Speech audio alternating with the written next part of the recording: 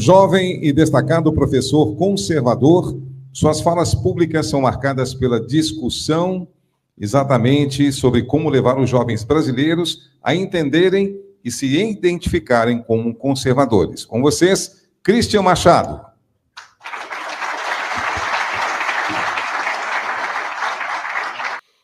Você viu, né? A responsabilidade que nós temos com os jovens. Que idade você tem? 27. 27. Professor Christian Machado. 27 anos.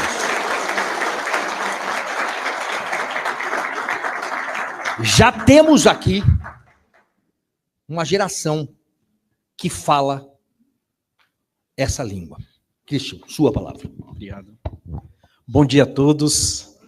É um prazer estar aqui com vocês. Eu sempre fico feliz quando eu estou presente nessas iniciativas, justamente pelo fato de que uma coisa que eu gosto sempre de ressaltar é que a nossa luta não se resume a mensagens de WhatsApp. Eu acho que isso daí já ficou mais do que claro ao longo desses últimos tempos, né? Não é o nosso WhatsApp que vai mudar alguma coisa, somos nós, né, Bernardo? E como já foi informado a vocês, eu sou o Christian Machado, tenho 27 anos, sou de São José dos Campos e estou aqui para falar sobre o jovem conservador. É um tema muito desafiador, porque tendo em vista o decaimento da moralidade, né, os rumos que a nossa sociedade tem tomado, a gente tem visto que os jovens, ele tem, na sua grande parte, acompanhado esses rumos também. Então, os mais velhos do que eu, até mesmo eu também, né, faz pouco tempo que eu era um adolescente, não faz tanto tempo assim, mas eu sei o que tinha na minha cabeça naquela época, vocês sabem o que tinha na sua cabeça, e cá entre nós, boa parte dos jovens, não todos, graças a Deus, só pensam em curtir a vida. Essas questões políticas, conservadoras, o amanhã não pertence a nós, pertence a Deus, não é isso? Isso quando eles acreditam em Deus. Inclusive, a forma que é pregado hoje na mente dos jovens, isso mesmo, pela mídia, pelos filmes, pela música, curta a vida doidado, como se não houvesse amanhã. Aí quando vem alguém como nós e dizemos para o jovem, olha, nós precisamos nos preocupar com a política, nós precisamos construir um país melhor, nós precisamos se preocupar com os rumos da nossa sociedade. Boa parte desses jovens vão olhar para a nossa cara e vão falar, o quê?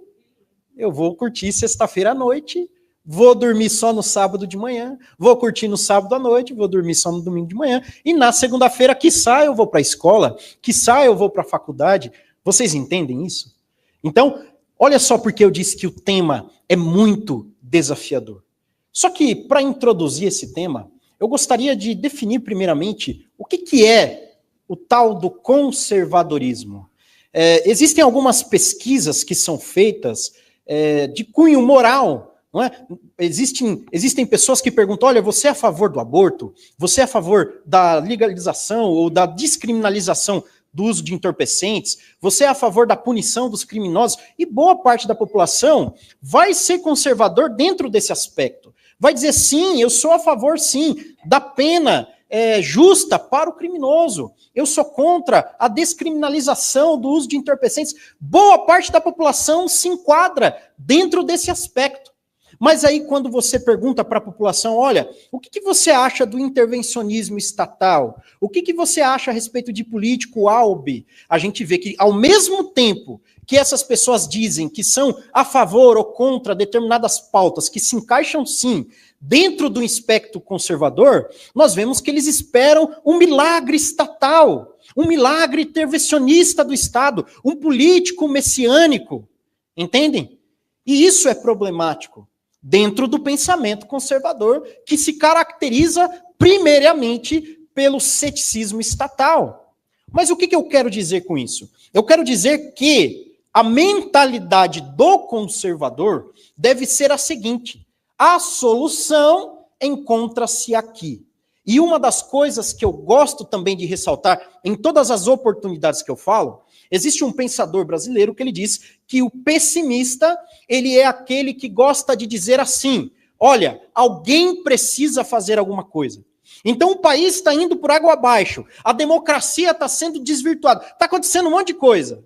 Aí vem o pessimista e diz, nossa, alguém precisa tomar uma atitude, alguém precisa fazer alguma coisa. Nunca somos nós, entende? E isso sim é uma coisa que foge do pensamento do conservador. Não é alguém, somos nós, a sociedade civil organizada. E olha o que eu estou falando, sociedade civil organizada. Vocês entendem? Por que eu falo e ressalto a questão da organização da sociedade? Eu falei esses dias atrás, numa reunião que nós tivemos lá em São José dos Campos, que as ações dos conservadores, para serem efetivas, não devem ser ações puramente emocionais. O Bernard bem falou aqui, e é uma fala muito boa, que muitas das vezes nós promovemos grandes manifestações, nós lotamos avenidas importantes, nós chamamos a atenção, sim, da mídia em diversos aspectos, só que no dia seguinte a gente percebe que foi, em boa parte, né, puro emocionalismo. Então, por que eu estou falando de sociedade organizada, de um povo organizado? Porque as ações, para serem de fato efetivas, elas devem ser inteligentes. Eis aí a importância de um instituto tal como o Solidez. Entende? São iniciativas como essa que promovem ações inteligentes, treinando pessoas, treinando líderes para fazer alguma coisa de fato. E não somente os líderes, mas as pessoas que estarão por trás dos líderes. Porque uma coisa, por exemplo, e aqui eu vou citar já a questão política da história, uma coisa é o deputado, outra coisa é o vereador. Sim, é um papel importante, mas existe toda uma estrutura por trás. E nós, como população, nós, como povo, nós temos que entender isso, a nossa participação nesse cenário de eventos. E aí eu retomo a minha fala lá do começo da minha participação aqui, que a nossa luta não é de WhatsApp. Não é mandando mensagem indignado, porque a indignação não muda nada, mas sim ação concreta e inteligente. Mas, Christian, o que isso tudo tem a ver com o jovem conservador, com a juventude brasileira? Tudo aquilo que eu disse vai nos remeter diretamente a eles, meus queridos. Por quê? Porque hoje nós entendemos que boa parte daqueles que se levantam para tomar atitudes concretas, a maioria, sim, tem cabelos grisalhos, não é? Boa parte, aqui de cima eu consigo ver quantos, né? Tem lindos cabelos grisalhos, espero um dia também poder ter os meus cabelos grisalhos. Talvez eu pinte igual alguns aí, né? Brincadeira, eu quero ficar com o cabelinho bem branquinho. Mas veja bem, nós precisamos entender que a juventude, historicamente falando, com base no ombro de gigantes, de pessoas que estudam o negócio, a juventude é sim uma massa que precisa ser utilizada não como massa de manobra, não como idiotas úteis, como é pregado aí por outras pessoas, né, de outros espectros políticos, mas de forma inteligente. E uma das falas também que eu gosto de ressaltar, uma das coisas que eu acho que é importantíssima para nós, é entendermos que a batalha não é pelo voto, não é somente para digitar tal número ou tal número, não. A batalha é pela mentalidade das pessoas. E aí, eu comungo do pensamento de pessoas como Roger Scruton, que ele diz que nós, conservadores, nós estamos em desvantagem. E ele ainda chega a dizer o seguinte, olha, nós somos chatos, sim, nós conservadores somos chatos, mas nós estamos certos. Não é? Porque o que acontece com a questão do conservador? O conservador, ele entende que a sociedade ela demorou anos e anos, incontáveis eras, para criar mecanismos de descentralização do poder. Porque o Estado, ele tende, por natureza, a assumir uma via controladora, a se meter na nossa vida. E eu creio que ninguém aqui gosta, né, de ter alguém se metendo na sua vida. Só que tá lá o gigantão, né, o bimute gigante, que se mete na vida de todo mundo, inclusive quando você tem uma opinião contrária àquela corrente que domina, não é? Então veja bem a que ponto nós chegamos. E veja bem também a importância da nossa luta. E o jovem conservador, ele enfrenta uma luta talvez até mesmo maior do que a dos mais velhos. Porque o jovem hoje, ele se encontra nas universidades, nas escolas públicas e privadas, e o que tem lá? Tirando aí a questão da parte da doutrinação, né? Mas ele é aquele tipo de pessoa que vai contra a massa muitas das vezes. Porque, como eu disse lá no começo da minha fala, boa parte da juventude só pensa em curtir. Né? Não se liga nessas coisas que realmente são importantes, que há um amanhã. Só que as pessoas que se posicionam contra aquilo que aí está, além de serem taxadas como taxistas, fascistas, um monte de coisa, um monte de ista, são taxados de malucos, são recriminados, são calados. Na faculdade, nos cursos de pós-graduação que eu fiz, quantas das vezes eu fui silenciado?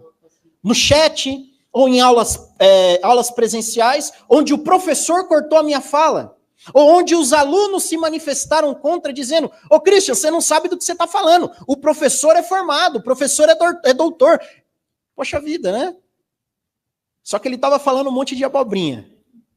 E aí a gente se posiciona, né, o jovem se posiciona, e ele é rechaçado. Então veja só, né, eu creio que alguém aqui, os mais jovens, provavelmente já experimentaram isso. Eu cuido de jovens, eu sou evangélico, tal como o Bernard, já há alguns anos. Grupo de jovens nas igrejas evangélicas, e já cuidei de grupos grandes. E a gente vê os desafios da juventude de perto, aquilo que eles têm que enfrentar, a caminhada que eles têm que trilhar para vencer o lado externo da coisa. Então entendam o seguinte, a juventude, ela está aí, e ela precisa ser alcançada por nós. Há pessoas, como já foi citado nesta manhã, que nem sabem que são conservadores, que comungam da mesma ideia que nós, que defendem os mesmos valores que nós, mas ainda não se descobriram, ainda não se entendem como conservadores. Eu ia falar não se identificam como conservadores, mas eu acho que ia ficar esquisito, né? Ainda não compreendem esse lado do negócio. E nós, como eu já disse, temos que entender que a batalha é pela mentalidade. E nós precisamos ocupar espaços, todos os espaços. Foi falado que o Instituto de Solidez, ele está aí para trabalhar também na questão do concurso público. Olha que iniciativa maravilhosa. Professores da rede infantil. Eu tenho bons amigos professores da rede municipal, da rede estadual e até mesmo da rede federal também, e eles me dizem, conservadores, olha, às vezes eu tenho que esconder a minha identidade, ali, às vezes eu tenho que dar uma de 007, porque se todos começarem a entender quem eu sou, o que eu penso, eu não vou ter participação nenhuma. Só que quando a gente começa a fazer uma pesquisa de campo, a gente vê que tem uma boa parte, uma boa massa de pessoas que comungam do mesmo pensamento que nós. Imagina só, se nós, dentro dessas iniciativas, começarmos a realmente organizar essas pessoas, a formar mesmo institutos que trabalhem em prol da organização de professores que pensam de forma conservadora. E esses professores, consequentemente, vão influenciar os alunos. Existem tantas formas de atingirmos a juventude, de atingirmos o jovem, e nós não podemos ficar atrás. Lembra do que eu disse? Nós, conservadores, estamos em desvantagem. Ainda citando Roger Scruton, né? Eu ouvi alguém falando, né? Sempre Roger Scruton, e é verdade, um dos grandes pensadores. Ele diz o seguinte, olha, as coisas admiráveis, as coisas grandes, as coisas belas, elas são facilmente destruídas, mas não são facilmente criadas. Então é fácil eu, como professor, doutrinador, ir lá e destruir a inocência de uma criança, destruir a moralidade, aquilo que os pais ensinam, aquilo que as pessoas de bem ensinam, é fácil perverter. É mais fácil do que você construir algo de sólido, algo bom. E assim como o Bernardo falou, eu repito, da mesma forma, olha, a criança está nascendo e ela esperneia, tem que trocar fralda, é difícil, às vezes fica doente. Quem é pai, quem é mãe... Eu tenho um menino de 11 anos, sim, eu comecei cedo. E eu sei que dá trabalho, entende? Eu sei que dá trabalho, eu sei que não é fácil. E para construir algo sólido, é necessário de uma boa fundação. É necessário, como se diz, né, uma boa sapata, né, um negócio ali, para você construir as colunas da casa, é necessário bom trabalho. E talvez tenha algum engenheiro aqui, alguém que trabalha na área da construção, vai saber dizer muito melhor do que eu, né? Para você construir um prédio muito alto, a maioria das pessoas não vê que tem uma boa fundação para baixo onde ninguém enxerga, né? E olha só, um ponto onde muitas das vezes nós pecamos, a gente mira o nosso alvo, boa parte dos conservadores ou dos ditos conservadores são assim, miram o alvo em algo e falam, não, é aquilo ali, vamos mandar mensagem, vamos fazer aquilo lá, vamos se indignar, mas estão esquecendo que a luta, e aí eu quero encerrar dessa forma, tá? A luta, ela não é para amanhã, Ela não é para daqui a 6 meses, para daqui a 1 ano. Os frutos daquilo que nós estamos fazendo aqui hoje, daquilo que o Bernardo está fazendo, que os nossos amigos estão fazendo aqui, é para daqui 5, 10, 15, 20, 30 anos. E talvez muitos que estão aqui, talvez até eu mesmo, nem vá ver, nem vá viver para experimentar esses frutos. Mas só porque é para amanhã, só porque é para depois, eu não vou fazer a minha parte? Eu tenho que fazer a minha parte agora. Tá ok, meus queridos? Muito obrigado pela atenção de todos. Assim eu encerro a minha fala.